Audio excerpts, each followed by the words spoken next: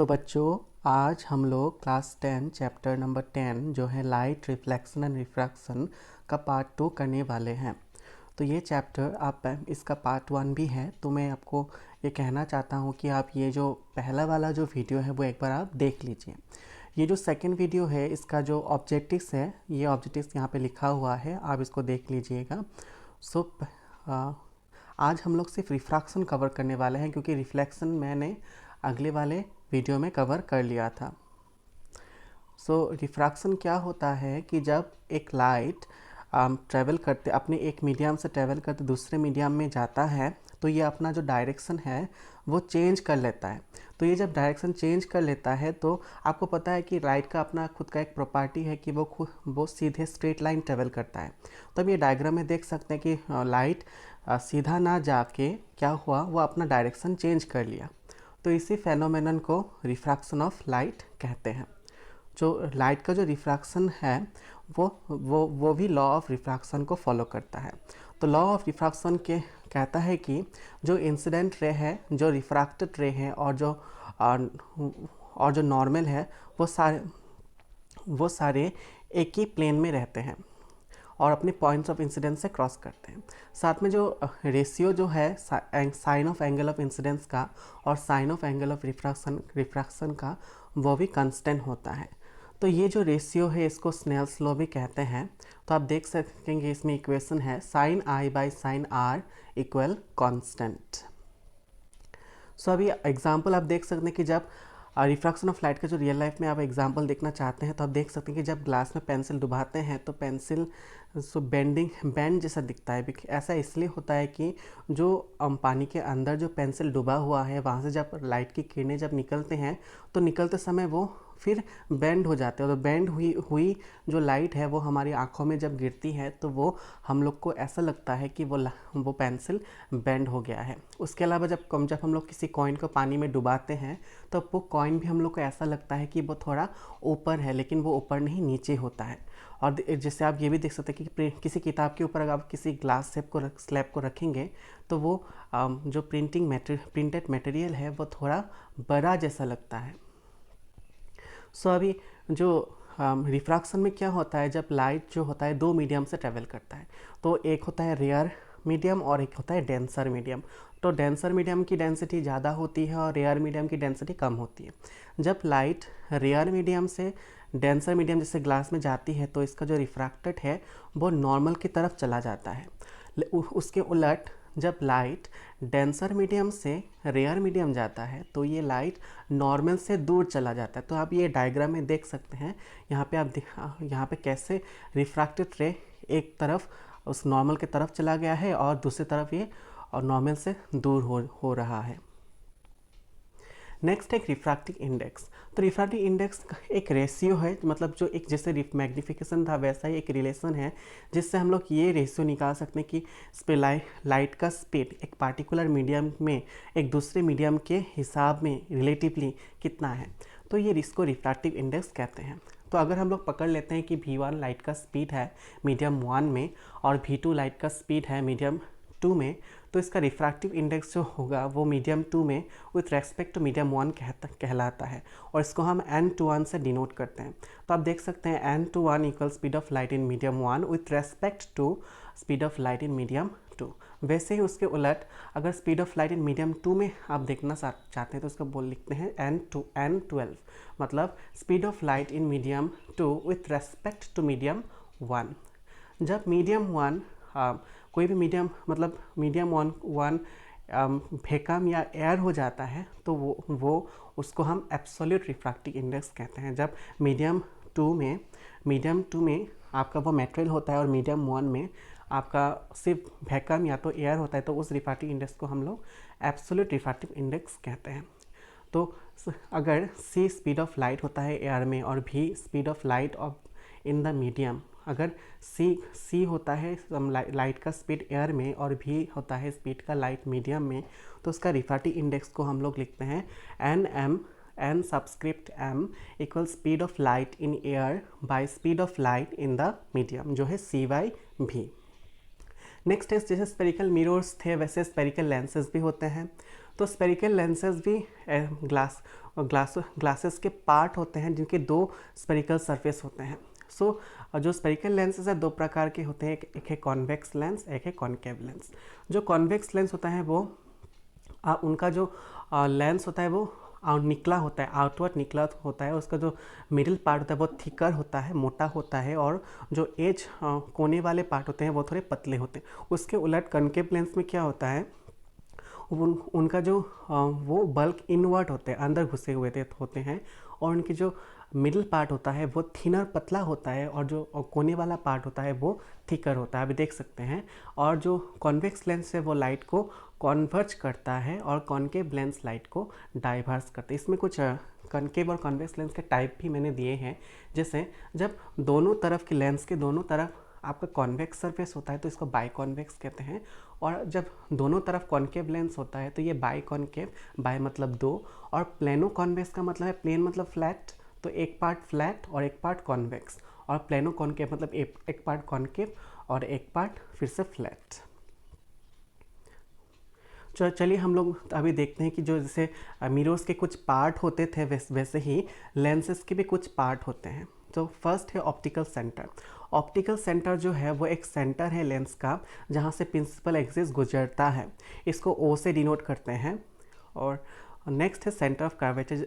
तो centre of curvature जो होता है वो आप अगर लेंस का कंटिन्यूसली दो सर्कल, क्योंकि आप देख सकते हैं लेंस में दो कर्व्ड सरफेस होता है, तो उनको अगर आप कंटिन्यूस एक सर्कल का आर्क आप पकड़ सकते हैं।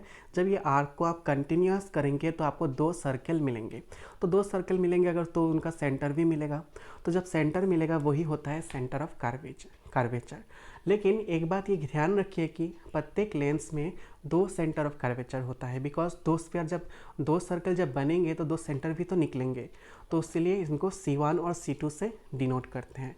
नेक्स्ट है प्रिंसिपल एक्सिस। वो इमेजिनरी लाइन जो सेंटर ऑफ कर्वेचर और पोल को कनेक्ट करता है, मतलब C1 और पोल नहीं, यहाँ पे ऑप्टिकल सेंटर होगा, वो सेंटर ऑफ कर्वेचर और ऑप्टिकल सेंटर को कनेक्ट करता है, C1 और O और C2 और O, उसको प्रिंसिपल एक्सिस कहते हैं। तो आप पोल को हटा के इसमें ऑप्टिकल सेंटर लिख दीजिए। नेक्स्ट है अपर्चर। अपर्चर जो है वो है एरिया, जो लेंस का जितना एरिया है जो सुइटेबल है रिफ्रैक्शन के लिए, उसको अपर्चर कहते हैं। तो इसको आप इफेक्टिव डायमीटर भी कह सकते हैं, जैसे मिरर में होता था। नेक्स्ट है फोकस। जब लाइट आते हुए प्रिंसिपल एक्सिस के पैरेलल होते हुए लेंस में टकराता है तो डायरेक्टली ये फोकस में मीट होता है। तो ये जो फोकस है उसमें उसको डिनोट करते हैं कैपिटल F से। और सेंटर ऑफ कर्वेचर के जैसे ही फोकस भी दो होते हैं, एक है F1 और एक है F2। तो नेक्स्ट है फोकल लेंथ। फोकल लेंथ होता है जो डिस्टेंस होता है ऑप्टिकल सेंटर और फोकल पॉइंट जो कि फोकस होता है, उसको फोकल लेंथ कहते हैं। इसको रिप्रेजेंट करते हैं बाय स्मॉल लेटर F। तो अब ये डायग्राम देख सकते हैं इसको समझने के लिए। नेक्स्ट है कैसे इमेज फॉर्म होता है कॉन्वेक्स लेंस के जरिए। कॉन्वेक्स लेंस का जो पहला ऑब्जेक्ट का पोजीशन होता है वो है इन्फिनिटी। जब ऑब्जेक्ट इन्फिनिटी में होता है तो इमेज फॉर्म होता है F2 में, और इमेज बहुत ही छोटा होता है, ऐसा इतना छोटा होता है कि पॉइंट साइज, और ये रियल और इन्वर्टेड होता है। नेक्स्ट पोजीशन होता है ऑब्जेक्ट का between F1 and O, between F1 and optical centre O।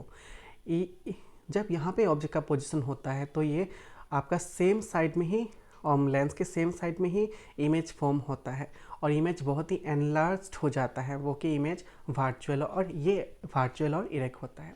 अब ये ध्यान रखिएगा कि मिरर में जैसे आपका मिरर के अंदर इमेज फॉर्म होने से वर्चुअल होता था, लेकिन यहाँ पे उल्टा है। अगर इमेज के साइड जहाँ पे ऑब्जेक्ट है उसी तरफ इमेज फॉर्म हो जाता है तो वो वर्चुअल होता है, और अगर इमेज के लेंस के अंदर होता है तो वो रियल कहलाता है। नेक्स्ट पोजीशन है जब ऑब्जेक्ट फोकस F1 में रहता है तो इमेज फॉर्म होता है इन्फिनिटी में, तो ये बहुत ही लार्ज हो जाता है, और इमेज का जो नेचर होता है वो रियल एंड इन्वर्टेड होता है। और अगर आप ऑब्जेक्ट को हम 2F1 के बियॉन्ड 2F1 रखेंगे तो इमेज फॉर्म होगा बिटवीन F2 और 2F2 के बीच में, तो इमेज थोड़ा छोटा हो जाता है, और तब भी नेचर इसका रियल और इन्वर्टेड ही रहता है। जब ऑब्जेक्ट का पोजीशन F1 और 2F1 के बीच होता है तब इमेज का पोजीशन 2F2 में होता है, और ये इमेज बहुत ही बड़ा हो जाता है, नेचर होता है रियल और इन्वर्टेड। नेक्स्ट, जब ऑब्जेक्ट का पोजीशन 2f1 में होता है तो इमेज का पोजीशन भी 2f2 में होता है, तो मतलब सेम साइज। सो ये भी रियल और इन्वर्टेड होते हैं। इसको समझने के लिए आप ये जो डायग्राम है ये आप देख सकते हैं। नेक्स्ट है image formed by concave lens. Image जो कॉन्केव लेंस के जरिए फॉर्म होता है वो आपके दो पोजीशन में होता है, एक इन्फिनिटी में और एक इन्फिनिटी और ऑप्टिकल सेंटर के बीच में। तो जब इन्फिनिटी में पोजीशन ऑब्जेक्ट का पोजीशन होता है तो इमेज फॉर्म होता है फोकस f1 में, और इमेज बहुत ही छोटा होता है, इतना छोटा कि पॉइंट साइज्ड होता है, और इमेज वर्चुअल और इरेक्ट क्योंकि एक ही तरफ फॉर्म हो जाता है। और जो जब इन्फिनिटी और ऑप्टिकल सेंटर में के बीच में फोकस ऑब्जेक्ट होता है तो इमेज फॉर्म होता है f1 और ऑप्टिकल सेंटर के बीच में, और ये इमेज भी थोड़ा छोटा हो जाता है, ये भी वर्चुअल एंड इरेक्ट होता है। नेक्स्ट है साइन कन्वेंशन। जैसे मिरर में था वैसे यहाँ पे भी है, सेम वही कार्टेशियन कोऑर्डिनेट सिस्टम को फॉलो किया गया है। जब ऑप्टिकल सेंटर से लेफ्ट साइड में जाएंगे डायरेक्ट, जब मतलब ऑब्जेक्ट डिस्टेंस मेजर करेंगे तो ये नेगेटिव होगा, और जब इमेज अगर आपका राइट साइड में फॉर्म होता है तो ये इमेज डिस्टेंस नेगेटिव में होगा, बिकॉज आपको पता है कि कार्टेशियन कोऑर्डिनेट सिस्टम के हिसाब में राइट साइड पॉजिटिव होता है। और जब आप ऑब्जेक्ट का हाइट नहीं तो इमेज का हाइट मतलब आप अपवर्ड डायरेक्शन में मापेंगे तो वो भी पॉजिटिव होगा, और नीचे जब होगा तो वो नेगेटिव होगा। नेक्स्ट है लेंस फार्मूला। तो आपको मैंने मिरर के फॉर्मूला में भी बताया था कि इसका डेरिवेशन हायर क्लास में आपको मिल जाएगा, लेकिन अभी के लिए आप इसको सिर्फ ऐसे ही याद करना पड़ेगा आपको। लेंस फार्मूला क्या होता है कि जब ऑब्जेक्ट डिस्टेंस u होता है, इमेज डिस्टेंस v और फोकल लेंथ f होता है, तो लेंस फार्मूला होता है 1/v minus 1/u equal 1/f। तो मैं लेंस का अगर कोई कैलकुलेशन होगा तो ये फार्मूला यूज़ होगा, और अगर मिरर का कैलकुलेशन होगा तो आपको यूज़ करना पड़ेगा 1/v plus 1/u equal 1/f। Next जो मैग्नीफिकेशन है, मैग्नीफिकेशन क्या कहता है कि जो इमेज जब जो ऑब्जेक्ट के हिसाब में जो इमेज का हाइट कितना बढ़ जाता है वही होता है मैग्नीफिकेशन। तो मैग्नीफिकेशन को डिनोट करने के लिए यूज़ होता है कैपिटल M। तो अगर h होता है हाइट ऑफ द ऑब्जेक्ट और h डैश होता है हाइट ऑफ द इमेज, तो लेंस का जो इक्वेशन होता है वो है m equal h dash by h। और इसी तरह अगर इमेज का ऑब्जेक्ट डिस्टेंस और इमेज डिस्टेंस के हिसाब में आप मैग्नीफिकेशन मापेंगे तो ये होता है m इक्वल v/u। ये ध्यान रखिएगा कि मिरर फॉर्मूला में जब मैग्नीफिकेशन था तो मैं m इक्वल माइनस v/u था, लेकिन लेंस में ये है m इक्वल प्लस v/u, तो ये ध्यान रखिएगा। नेक्स्ट है पावर ऑफ लेंस। तो पावर ऑफ लेंस का मतलब यही होता है कि लेंस का कितना पावर है कि वो एक पार्टिकुलर बीम ऑफ लाइट और रे ऑफ लाइट्स को कन्वर्ज और डाइवर्स कर सकते हैं, उनकी कैपेसिटी को ही पावर कहते हैं। तो पावर ऑफ ए लेंस को मैथमेटिकली फोकल लेंथ का रेसिप्रोकल कहते हैं। इसको P कैपिटल P से डिनोट करते हैं, और अगर P होगा पावर ऑफ लेंस और F होगा फोकल लेंथ तो P इक्वल 1/f होगा। और लेंस का जो ऐसा यूनिट है वो है डायोप्ट्री, और इसको डिनोट करते हैं by the letter capital D। और ये ध्यान रखिएगा कि जब पावर कॉन्वेक्स लेंस का पावर हमेशा पॉजिटिव होता है और कॉन्केव लेंस का जो पावर होता है वो नेगेटिव होता है। तो ये हम लोग का जो ये वीडियो भी कंप्लीट हो गया, तो हम इस वीडियो से हम लोग का जो चैप्टर था लाइट रिफ्लेक्शन एंड रिफ्रैक्शन वो कंप्लीट हो गया, पार्ट 1 और पार्ट 2 को मिला के। तो हमने इस वीडियो में ये ऑब्जेक्टिव्स कवर किए हैं, डिफाइनिंग रिफ्रैक्शन ऑफ लाइट और इसके एसोसिएटेड लॉस, और रिफ्रैक्शन ऑफ लाइट के बहुत सारे एग्जांपल्स, साथ में आपने अंडरस्टैंड किया रिफ्रैक्टिव इंडेक्स और एब्सोल्यूट रिफ्रैक्टिव इंडेक्स में क्या फ़र्क होता है। तो और उसके अलावा आपने सीखा कि लेंस क्या होता है, इसके भाग कितने होते हैं, और बहुत सारे प्रकार के जो टर्मिनोलॉजीज होते हैं लेंस के उनको आपने देखा, और साथ में इमेज कैसे फॉर्म होता है कॉनकेव और कॉन्वेक्स लेंस में वो भी आपने देखा। साथ में आपने लेंस फार्मूला और मैग्नीफिकेशन को भी देखा है। तो और साथ में जो साइन कन्वेंशन और पावर ऑफ लेंस उसको भी आपने समझा है आज। तो अगर आप चाहते हैं कि मैं इन फार्मूलाज के इन 2 चैप्टर्स में जितने मैथमेटिकल प्रॉब्लम्स हैं उनमें भी मैं वीडियो बनाऊं, और साथ में आगे भी आपको कुछ चैप्टर के वीडियो चाहिए होंगे तो आप मुझे कमेंट सेक्शन में लिख दीजिए, तो मैं वीडियो बना दूंगा। Thank you.